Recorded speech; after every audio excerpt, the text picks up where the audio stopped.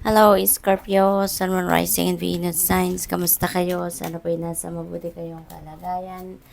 Welcome back po sa Star Tarot. Kung bago kayo dito, welcome din kayo. Thank you for your support. I truly appreciate it.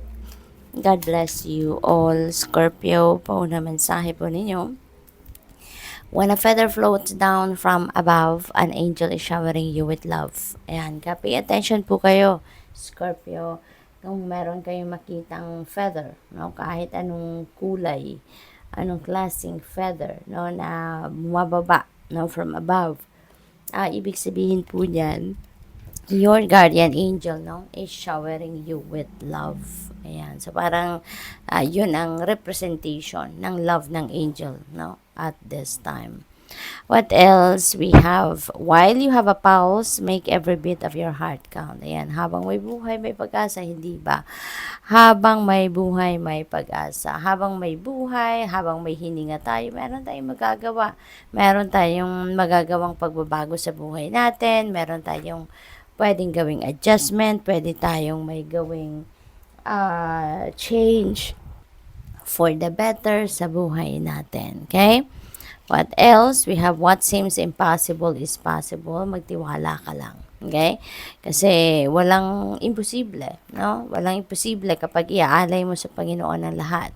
Walang imposible kapag ialay mo sa divine universe ang lahat. Okay? So, yun ang dapat nating tatandaan lagi. Kung ano sa akala mo, no? Ang imposible, nako, magtiwala ka.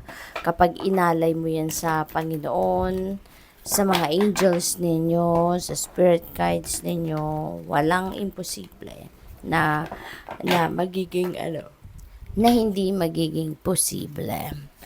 What else? We have justice. And sabi dito, fair and just decisions. So, maaaring meron kayo mga ini-expect, no, na decision dito from other people or from the court. Kung meron kayong pinaglalaban sa korte, no, you can expect fair and just decisions.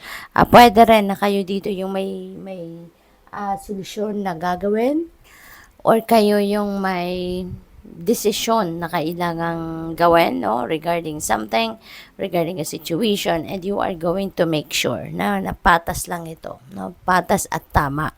Maari kaya nadidelay siguro yung paggawa ninyo ng desisyon regarding something kasi minimake sure ninyo na maging patas kayo. Minimake sure ninyo na lahat magbe-benefit, no, at hindi lang kayo. You're going to do whatever is right, no, yun ang pipiliin ninyo na kung ano yung tama, kung ano yung dapat, kung ano yung patas. Okay? Also, stand up for your beliefs. Paninindigan ninyo sa ngayon, you're going to make sure na mapanindigan ninyo kung ano yung inyong mga pinaniniwalaan. No? So, napakaganda. Kasi, aandar din dito yung inyong prinsipyo, yung ganon, no? We have release and the end of a phase or situation ito. So, ito na siguro yung pagbabago, no, na maaaring gagawin din ng iba sa inyo dito. You're going to put an end to a situation na hindi na to nagsiserve ng inyong highest good. You're putting an end to a situation na hindi na to makakabuti para sa iyo, hindi na to nagdudulot ng positibong epekto sa buhay ninyo. So, you're going to release yourself from any situation, no, na hindi na nakakatulong sa iyo or hindi na mabuti para sa iyo. Kaya, it's time for you to move on. You're definitely going to move on with your life. The Hermit, spend time in quiet meditation. This is an invitation para sa iyo, no? Na mag-meditate kayo, mag-solitude kayo, put yourself into stillness muna para na makapagnilay-nilay kayo, makapag-isip-isip kayo. Kasi releasing unang-una, no? That is not easy to do. That is not something na madaling gawin, 'di ba? Kaya kailangan talaga ninyo na pagmuni-munihan ng mga bagay-bagay, kailangan ninyong pag-isipan, no, ng mabuti. Kaya para maging buo sa loob ninyo, no, yung pag-let go ninyo, no, sa bagay or sitwasyon.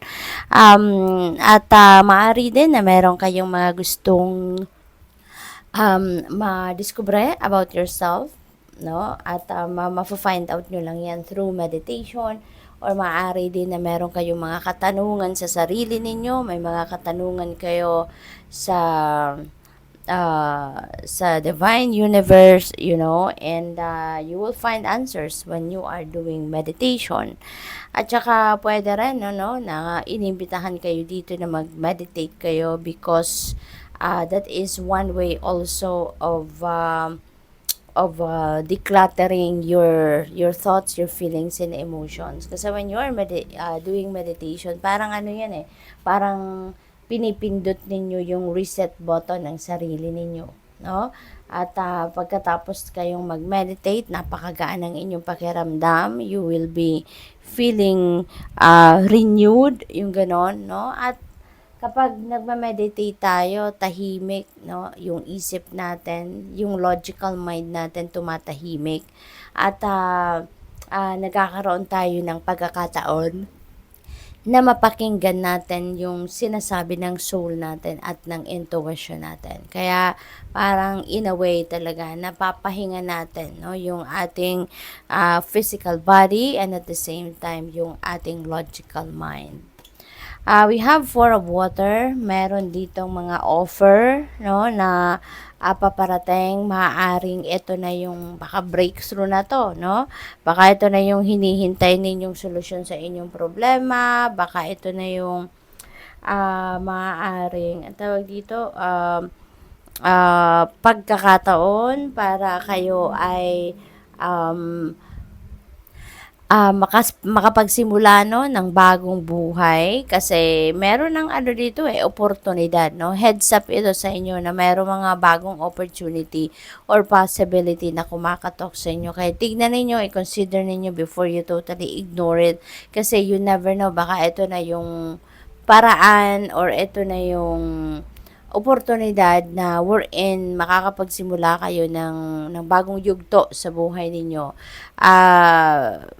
Kasi ano to, heads up din ito para sa iyo. Kasi parang ang iba sa inyo rito, wala kayong gana ngayon, no? Wala kayong gana sa buhay.